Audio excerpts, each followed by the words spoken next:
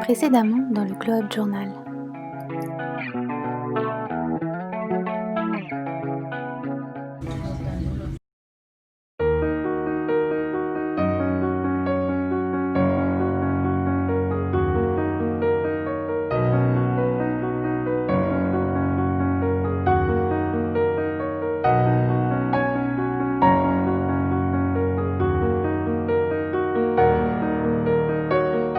C'est clairement pas facile pour moi de vous filmer ça. On voit que je galère à trouver mes mots, à savoir comment formuler tout ce qui se passe dans ma tête. Ok, alors on est en avril et j'ai pas l'impression que j'ai vraiment beaucoup avancé sur les objectifs, spécialement les objectifs un peu plus perso, comme la santé par exemple. Et on est en avril, donc ça fait un peu peur.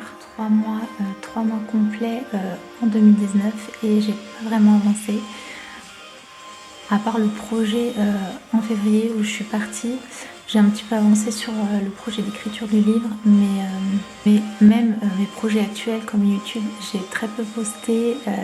J'ai toujours toutes ces idées qui fusent et j'arrive pas vraiment à m'organiser. Et ouais, ça fait un peu peur pour la suite. Cher journal, vais-je vraiment y arriver? Déjà 4 mois et la situation a plutôt empiré. J'ai pris du poids suite à un problème hormonal. Au niveau de ma santé, le bilan il est vraiment pas joyeux. Je crois que j'ai jamais pesé aussi lourd sur la balance de toute ma vie. Comme vous voyez, j'ai plein de boutons, mais c'était pas vraiment facile à vivre, sachant que voilà, janvier on se dit allez, motivé pour se lancer, et en fait c'était tout le contraire. J'ai plus pris du poids, j'ai eu beaucoup de mal j'ai du mal à bouger, je suis fatiguée. En gros, j'ai pas vraiment fait des gros progrès. Donc je me dis qu'il est vraiment temps que je me bouge. Il faut se lancer et c'est vraiment pas facile. C'est pas facile de sortir de sa zone de confort. La zone de confort. Pour sortir de sa zone de confort, il faut passer par différentes étapes. La zone de peur, celle où on n'ose pas. Ensuite, la zone d'apprentissage, celle où on gagne de nouvelles compétences pour enfin arriver à la zone de réussite. C'est pas un processus simple et ça va vous demander des efforts. Mais si vous voulez réussir, je vous assure que ça vaut le coup. C'est toujours ces grandes contradictions, cette envie de réussir, d'accomplir des choses, de faire plein de choses. Et ce côté fatigué, de ne pas avoir envie de bouger et de ne pas oser en fait. De rester dans son petit cocon habituel de ce qu'on connaît. Donc c'est parti. Je saute. Oui, bonjour, je vous appelle parce que j'aimerais prendre rendez-vous. Donc moi, par exemple, je peux demain et la semaine prochaine, ce sera le lundi. Ah, d'accord. Là, le matin.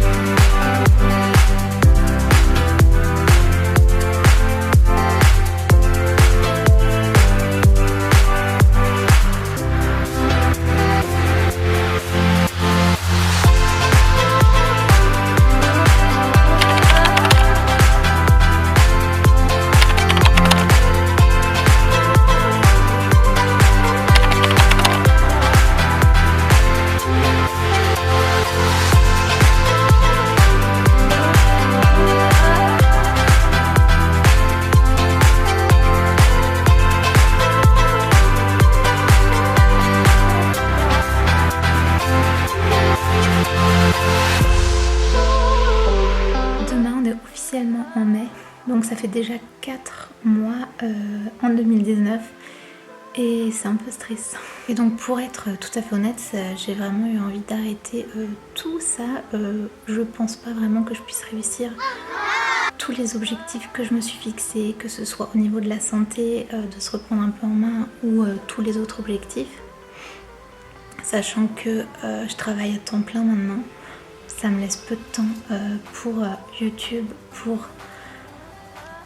tous les autres projets que j'ai envie de réaliser. J'avais aussi envie de planifier des voyages, ça fait aussi partie de ma liste. Mais financièrement, c'est assez compliqué. Et ce matin, je me suis motivée pour aller courir. En fait, c'était juste pour me donner de l'énergie.